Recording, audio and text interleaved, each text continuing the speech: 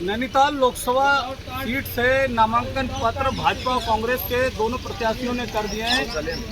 कांग्रेस के प्रत्याशी प्रकाश जोशी अपना नामांकन पत्र दाखिल करने के लिए अंदर गए हुए हैं और बाहर उनके समर्थक उनके इंतजार कर रहे हैं। मेरे साथ पूर्व दर्जा मंत्री हरीश पनेरू जी हैं। पनेरू जी, इस बार लोकसभा चुनाव में लेकर बड़ी बातें चल रही हैं, आप किस तरीके से देखें? देखिए, झूठ, छल, परपंच, अत्याचार, अन्याय, भ्रष्टाचार इस सरकार ने किया। इस सरकार ने लोकतंत्र को ख़त्म करने का काम किया। देश में सबसे ज़्यादा अगर कोई परेशान है तो बेरोजगार परेशान है। देश की आर्थिक स्थिति बहुत ख़राब है।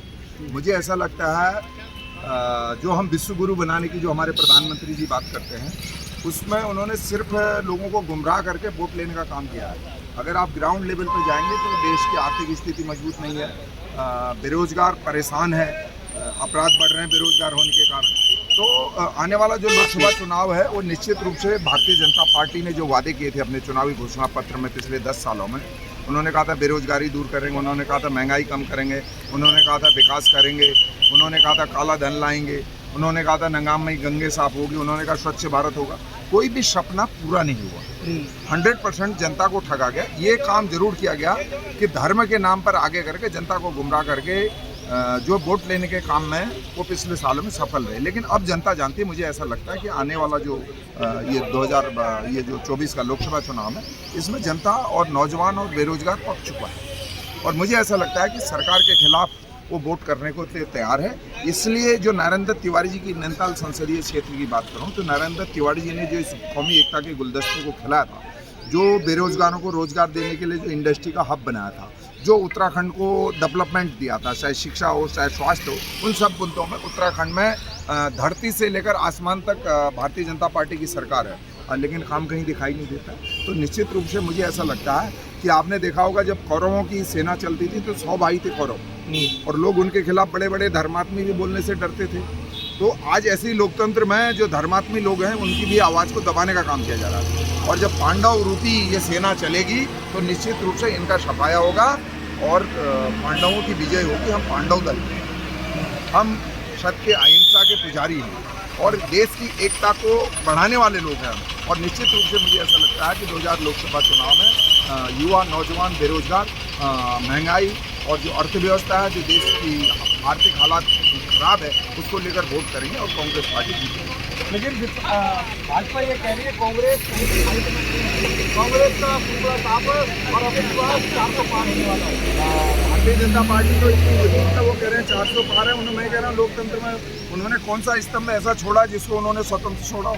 कोई भी स्तंभ लोकतंत्र का उन्होंने जिसको स्वतंत्र छोड़ा नहीं। कोई एजेंसी उनकी रिमोट कंट्रोल है।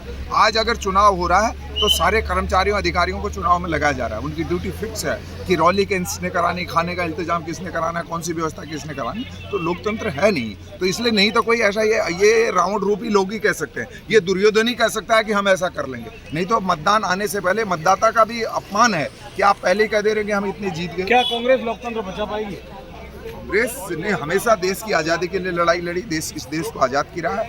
और आज भी हम सत्य अहिंसा के रास्ते पर चलकर जो लोकतंत्र को खत्म करने का प्रयास किया है उसके लिए लड़ाई लड़ेंगे। और निश्चित रूप से इनको कौरवों का जैसा इनका अंत होगा, क्योंकि अन्याय और अत्याचार, भ्रष्टाचार की पराकाष्ठा अति हो गई है। अब इसका अंत होना निश्चित है। भाजपा ये भी कह रही है कि आप ये लोकसभा सीट 5 लाख वोटों से हारने वाले हो। मैंने कहा ना, भारतीय जनता पार्टी पहले ही कह दे रही कि हम इतनी जीत जाएंगे। अरे भैया, रिजल्ट आया नहीं, तुमने मतदाताओं को कैसे कह दे रहे हो कि तुम हालत ऐसी है कांग्रेस की? हालात कुछ नहीं, हालात तो जाने क्या होता है। हालात तो आपको पंजाब के मेयर का पता होगा कि सुप्रीम कोर्ट को दखल, चंडीगढ़ को वहाँ दखल करना पड़ा। तो बेईमानी से आप कुछ भी कर सकते हैं। आप सारी एजेंसियों के जो सरकारी कर्मचारी हैं उनको दबा के उनको भारतीय जनता पार्टी के लिए काम कराने के लिए मजबूर किया जा रहा है।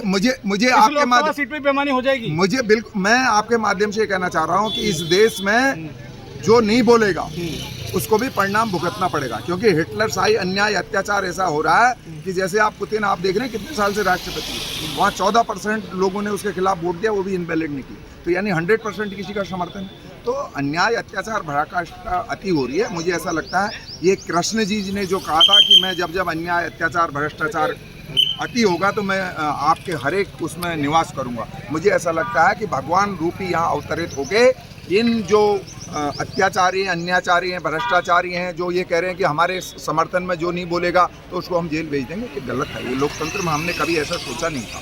तो निश्चित रूप से मैं नौजवानों से कहना चाहता हूँ कि अगर आप अब भी नहीं जागे तो आने वाली पीढ़ियाँ आपको भी दोषी ठहराएंगी, कि जिस तरीके से जिन्होंने आज़ादी के आंदोलन में भाग नहीं लिया तो लोगों को लगता है कि यार हमने एक स्वर्णिम पल खो दिया, हमको आज़ादी के आंदोलन में भाग लेना चाहिए था। उसी तरीके से आज जिस तरह से लोकतंत्र को बंद करने का काम किया जा रहा है, अगर इसके खिलाफ लोग नहीं बोलेंगे, चाहे वो किसी भी वर्ग, किसी समुदाय का है, इसका परिणाम हमारी आने वाली पीढ़ियों को भुगतना पड़ेगा। तो ये हमारे साथ पूर्व दर्जा मंत्री हरीश पनेरू जी थे, जो लोकसभा नैनीताल और उधम सिंह नगर सीट पर अपनी बात रख रहे थे। ये कह रहे थे कि किस तरीके से जो भाजपा है वो लोगों के साथ छल प्रपंच कर रही है, और कहीं ना कहीं जो जिस तरीके से बेईमानी चंडीगढ़ जो मेयर की सीट पर हुई है वो यहाँ देखने को यहाँ भी मिल सकती है। एक तरीके से पूरा जो माहौल है वो अपने पक्ष में बनाने का प्रयास कर रही है भाजपा, और तमाम जो अधिकारी है, कर्मचारियों, उनको भी अपने चुनाव में लगा रही है। देखते हैं, फिलहाल इस पूरी मामले पर हम पूरे चुनावी अपडेट आप तक हम पहुंचाएंगे। हमारे साथ आप जुड़े रहे, देखते रहे समाचार इंडिया। जय हिंद।